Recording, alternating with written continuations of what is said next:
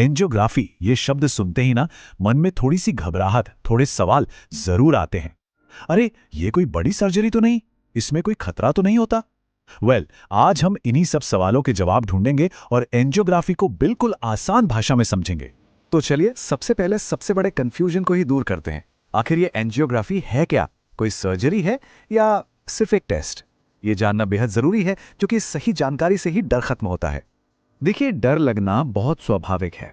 मन में सवाल तो आते ही हैं, है ना, कि क्या इसमें बहुत दर्द होगा, कहीं ये रिस्की तो नहीं है, क्या ये कोई मेजर ऑपरेशन है? चलिए एक एक करके इन सभी चिंताओं पर बात करते हैं। ऑलराइट, तो अब बात करते हैं कि एंजियोग्राफी असल में है क्या और इसकी जरूरत पड़ती क्यों है। क्योंकि एक बार जब हम इसका मकसद समझ लेते हैं ना, तो सारी पिक्चर अपने आप क्लियर हो जाती है। तो देखिए, सबसे जरूरी बात, एंजियोग्राफी कोई बड़ा ऑपरेशन नहीं है। ये एक तरह का स्पेशल एक्सरे टेस्ट है। इसे दिल की धमनियों के लिए एक, कह लीजिए, वो एक गूगल मैप्स जैसा समझिए। ये डॉक्टर्स को अंदर की नसों में यानी आर्टरीज में एकदम साफ साफ देखने में मदद करता है कि कहीं कोई ब्लॉकेज तो नहीं, कोई रुकावट तो नहीं। तो सवाल ये उठता है कि डॉक्टर्स ये टेस्ट कराने के लिए कहते कब है? अगर लगातार सीने में दर्द यानी एंजाइना की शिकायत हो, या हार्ट अटैक का शक हो, या फिर ईसीजी और टीएमटी जैसे टेस्ट के रिजल्ट्स कुछ ठीक ना आए।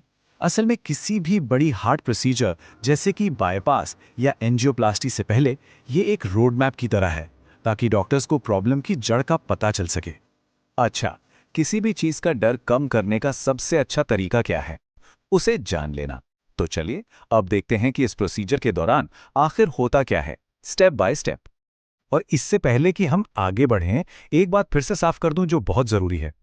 ये कोई ओपन हार्ट सर्जरी नहीं है। मरीज पूरी तरह से जगा हुआ रहता है, उसे सब कुछ पता होता है कि आसपास क्या हो रहा है। तो होता यह है कि मरीज को एक स्पेशल स्टेराइल रूम में ले जाया जाता है, जिससे कैथ लैब कहते हैं। फिर कलाई या जांघ की जगह को लोकल एनेस्थीसिया देकर सुन्न कर दिया जाता है। वहां से एक बहुत ही पतली फ्लेक्सिबल ट्यूब, जिसे कैथीटर कहते हैं, अंदर डाली जाती है। फिर इस कैथीटर के जरिए एक स्पेशल डाई इंजेक्ट की जाती है। जैसे ही ये डाई नसों में जाती है, एक्सरे मशीन पर सारी नसें चमकने लगती हैं और डॉक्टर्स को स्क्रीन पर एक लाइव वीडियो जैसा दिखता है। और पता है इस पूरे इमेजिंग प्रोसेस में कितना वक्त लगता है? सिर्फ 20 से 30 मिनट। जी हाँ, सुनने में ये जितना बड़ा लगता है, असल में ये काफी तेजी से हो जाता है।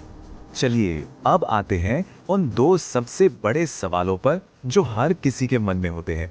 पहला, क्या इसमें दर्द होता है? और दूसरा, ये कितना सेफ है? दर्द, ये एक ऐसा सवाल है जो सबसे ज्यादा परेशान करता है। तो चलिए एकदम ईमानदारी से जानते हैं कि असल में महसूस क्या होता है।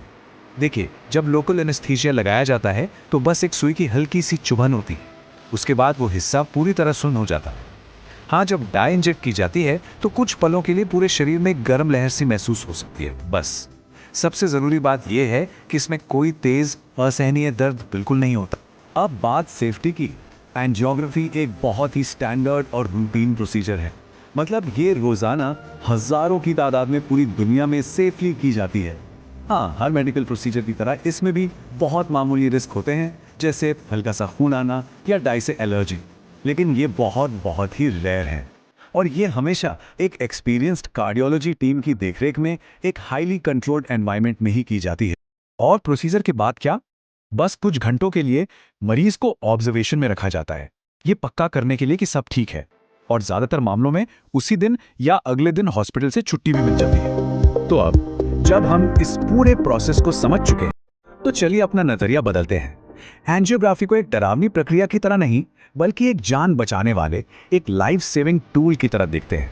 क्योंकि आखिर में बात यही है, डर से ज्यादा जरूरी है समझना। जब हम किसी चीज को समझ लेते हैं तो उसका डर अपने आप खत्म हो जाता है। जानकारी ही डर का सबसे बड़ा इलाज है। तो बस इस एक बात को हमेशा याद रखिए, एंजियोग्राफी डरावनी नहीं है। ये एक बेहद जरूरी डायग्नोस्टिक टेस्ट है जो सही समय पर दिल की प्रॉब्लम का पता लगाकर हार्ट अटैक जैसी गंभीर मुसीबतों से बचा सकता है। तो सवाल ये नहीं होना चाहिए कि ये कितनी डरावनी है, सवाल ये होना चाहिए कि इसके जरिए कितनी जानें बचाई जा सकती हैं।